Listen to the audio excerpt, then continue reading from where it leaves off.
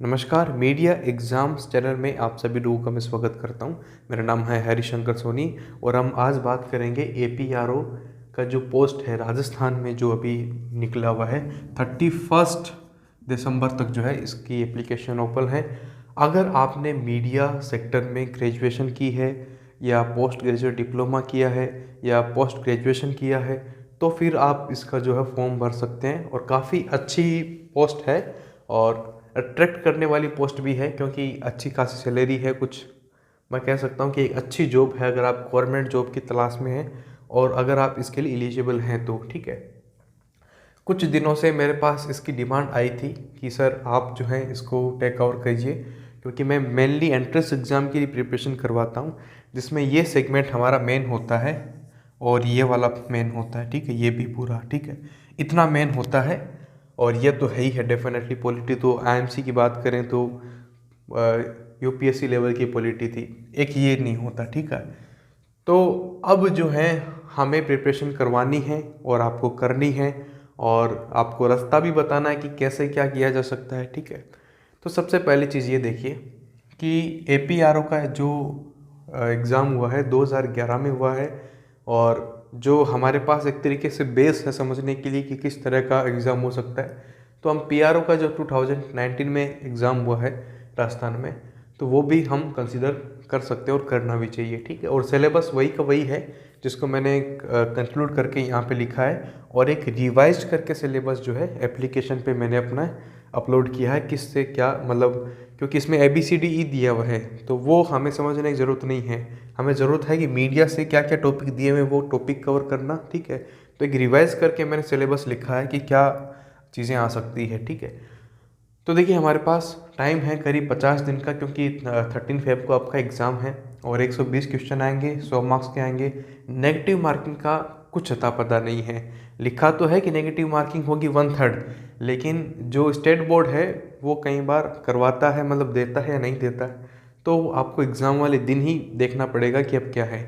लेकिन कहीं से भी आप हिसाब लगा लीजिए कि आपको 90 या 100 के क्वेश्चन बीच में अटेम्प्ट करने ही पड़ेंगे अगर नेगेटिव मार्किंग आती है तो। ठीक है, और नहीं आती है तो आपको सारे क्वेश्चन अटेम्प्ट करके आने ही हैं। तो इतने क्वेश्चन तो आपको अटेम्प्ट करने ही पड़ेंगे कम से कम, उसके बिना तो आपका सिलेक्शन सकते में है। ठीक है, और कैसे भी करके आपको 60+ क्वेश्चन तो सही करने ही करने हैं। अगर ये नहीं हो पा रहा है, प्रैक्टिस टेस्ट में प्रोवाइड करूँगा।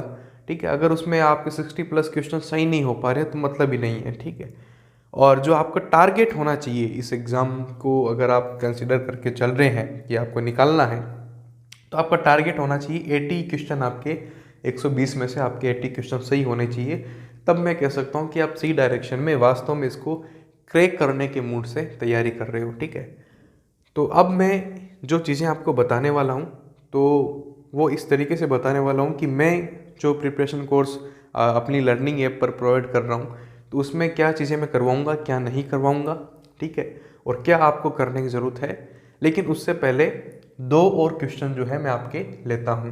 पहला क्वेश्चन तो ये था कि एपीआरओ पीआरओ होता क्या है, इसका काम क्या है। हाँ, नाम तो हमने भी पढ़ लिया कि पब्लिक रिलेशन ऑफिसर है, जनसंपर्क अधिकारी है, लेकिन ये करता क्या है।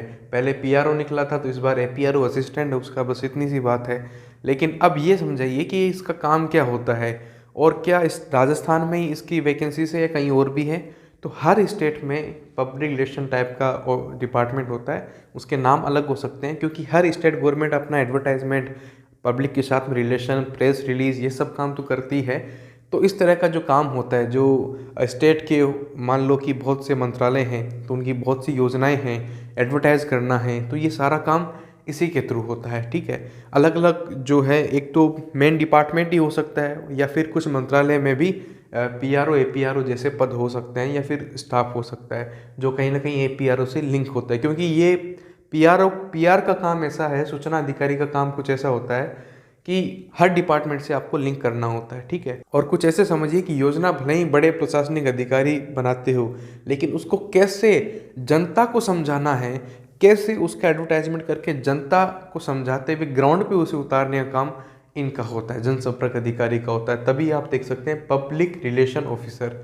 ठीक है, और ऐसा ही पद एक तरीके से कुछ लोग पूछ रहे थे कि सेंटर में कौन सा पद होता है, तो आईआईएस नाम से जो है एक पद है इंडियन इंफॉर्मेशन सर्विसेज, यूपीएससी इसका एग्ज़ाम कंडक्ट करवाती है और काफ़ी हाई लेवल की और एक अच्छा मैं कह सकता हूँ कि पद है, काफ़ी एक अच्छी जॉब प्रोफाइल आपको उसमें मिलती है।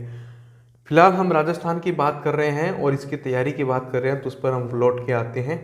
और एक जो दूसरा डाउट या क्वेरी है वो ये कि हम राजस्थान के नहीं हैं और करना चाहते हैं, तो क्या इसको छोड़ दें? तो मैं कहूँगा कि इनमें से कोई भी टॉपिक आपको छोड़ना नहीं चाहिए, क्योंकि आपका टारगेट ये है तो ठीक है। क्योंकि कुछ कॉन्सेप्चुअल चीज़ें इसमें निकल के आएगी, फैक्चुअल है ऑलमोस्ट सारा, लेकिन कुछ कॉन्सेप्चुअल है। जैसे कि पीआर के बारे में कहा जाता है कि ये किसी को सिखाया नहीं जा सकता है।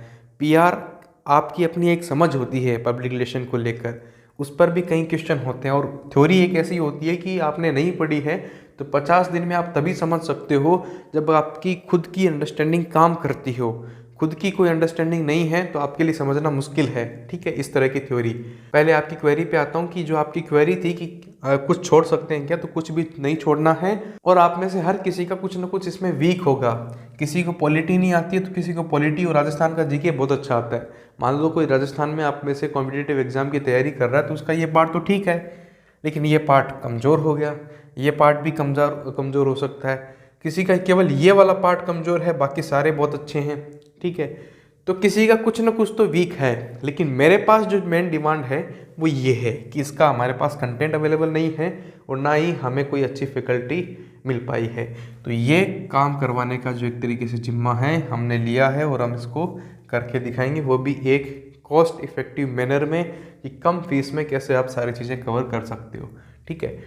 और इस चीज़ का भी ध्यान रखना है कि हमारे पास 50 डेज़ हैं। और एक चीज़ मैं आपको और बता दूं, क्योंकि ये एमसीक्यूज़ बेस्ड एग्ज़ाम है, ठीक है, और इसमें जो एग्ज़ाम है उसमें प्रैक्टिस बहुत ज़रूरी है, ठीक है। और मैंने एक बात पहले भी कही कि ये फैक्चुअल कंटेंट इसके अंदर ज़्यादा है। जहाँ पर भी फैक्चुअल कंटेंट ज़्यादा होता है वहाँ प्रैक्टिस की ज़्यादा ज़रूरत होती है, प्रैक्टिस टेस्ट की ज़्यादा ज़रूरत होती है। तो आपकी जो मेन ऑब्जेक्टिव होना चाहिए, जो आपका तरीका होना चाहिए प्रिपरेशन का, वो ज़्यादा से ज़्यादा प्रैक्टिस करने का और ज़्यादा से ज़्यादा जो है रिवीजन करने का होना चाहिए, ठीक है। और जो बड़ा सेगमेंट है उसकी रिवीजन सबसे ज़्यादा, उसकी प्रैक्टिस सबसे ज़्यादा होनी चाहिए। देखिए, आप में से जो लोग कॉम्पिटिटिव एग्जाम की तैयारी कर रहे हैं तो कहीं ना कहीं आपने ये प्रैक्टिस तो किया ही होगा, ठीक है, ये भी प्रैक्टिस किया होगा, लेकिन इसकी प्रैक्टिस बहुत कम होती है, ठीक है। आप में से जो ग्रेजुएट भी हैं वो डेफिनेटली है ही हैं ग्रेजुएट, तभी आप इसके लिए एलिजिबल हैं, लेकिन फिर भी ऑब्जेक्टिव एग्जाम में नहीं हो पाता, क्योंकि आपने ग्रेजुएशन किया तो आपने मोस्टली वहाँ पर रिटन एग्जाम दे के थ्योरी का पार्ट लिख के आए हैं। लेकिन यहाँ पे एक एक चीज़ पे थ्योरी पूछी जाएगी। मीडिया है तो प्रिंट मीडिया है तो उसकी हिस्ट्री पूछी जाएगी मीडिया के अंदर। राजस्थान का भी एक पार्ट है। जो प्रोफेशन जो है मीडिया, तो उसमें जैसे कि न्यूज़पेपर में मास्टर हेड क्या होता है, एडिटोरियल क्या होता है, आर्टिकल क्या होता है, ठीक है, न्यूज़ एडिटिंग कैसे की जाती है, कुछ प्रोफेशनल जो वर्क है उसके ऊपर भी क्वेश्चन पूछे जाएंगे। तो वो सारे फैक्चुअल क्वेश्चन आपको नए नए क्या होता है, घुमा फिरा के क्वेश्चन पूछा जाता है। तो जितना घुमा फिरा के क्वेश्चन बना के हम देंगे, जितना आप अटेम्प्ट करोगे, उस पर डिपेंड करेगा कि आपका एग्ज़ाम कैसा जाएगा वहाँ पे, क्योंकि मेन वेटेज इसका है, ठीक है।